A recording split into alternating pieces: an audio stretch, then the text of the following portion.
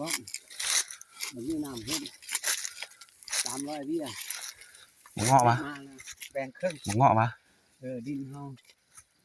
บ้านเฮาพายบ่บ้องตายเมื่อเริ่ม นี่เลย ปลูก บูมาคืนวะ บ่ เจ้าไปปลูกเองแบบดิ พอดีได้3 ปีทีนี้ อืม อันนี้ได้6 ปีแล้ว อยู่เฮือนท่านอันเป็นดอกกันแม่น6 ปี5 ปีเนาะ5 ปีแถวนี้ยังบานได้ปลูก โอ้ตายหมด ตายเอามาเกี่ยงนะพอมาเสิร์ฟ อันนั้นผมว่าเขาเรือเราขัดใจพูดเบิ้งว่าย่างมาที่ ตายหลายปีแล้ว เบิ้ง นี่หันกระต่ายง่าอยู่หันกระต่าย พี่น้อง อยู่ตายละ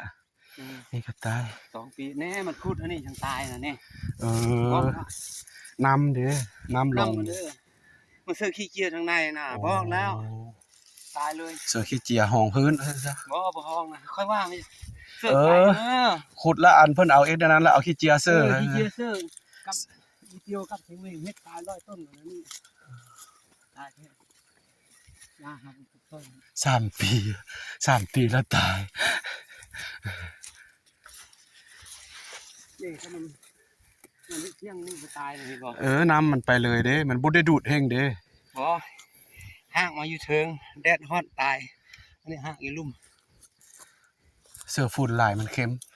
เสื้อฝุ่นเลย เค็มโพด ตายยังฝุ่นขี้เกียจโอ้ยทำเห็นเด้อบอกเลยตาย100 ต้นเลยเด้อเฮ็ดอันนั้น เอาฝุ่นเสือแล้วตายรถคันมันเหยอะแล้วเสือบ่เป็นเด้อเหยอะสำนี้แล้วเสือรถ ตายคือเดียว ตายปะ เสื้อนี่คุดคุมนะนี่เนาะคุดคุมผ้าคุมบ่ต้องห้วย ปะรถ ปะเสื้อคุมได้ แล้วเสือคุมฮะมาหาเจเท้ามาดูดเอาเนาะมาหาเรือมาดูดเอา มันจังได้30 ปีอย่างนี้อันนี้เป็นละนี่เป็นมาแล้ว ติดหมดเลยเด้อ ตัวนี้ โอ้กวาง ตายแล้ว ดินนี่งามก่อนอันอยู่เฮือนหันซ่อมเลยวะเนี่ย คิดนี่อยู่ที่ งามก่อนดินอ ตั ยู่ วพุ่น เฮือน ตัวลุ่มครับ ดินตัวนี้นี่งามเด้อ เป็นเฮ็ดอย่างนี้นะครับ มันดูดน้ำซอยเดียว เนี่ยเป็นอันนี้ไปตายเนี่ย เออ กันขุดน้ำเตอร์เรียบร้อยตายครับเดี๋ยวเอาเจอเขาหน่อย เอาหมดอุ้ยโอ้ได้พอไข่มันนะ3 หน่วย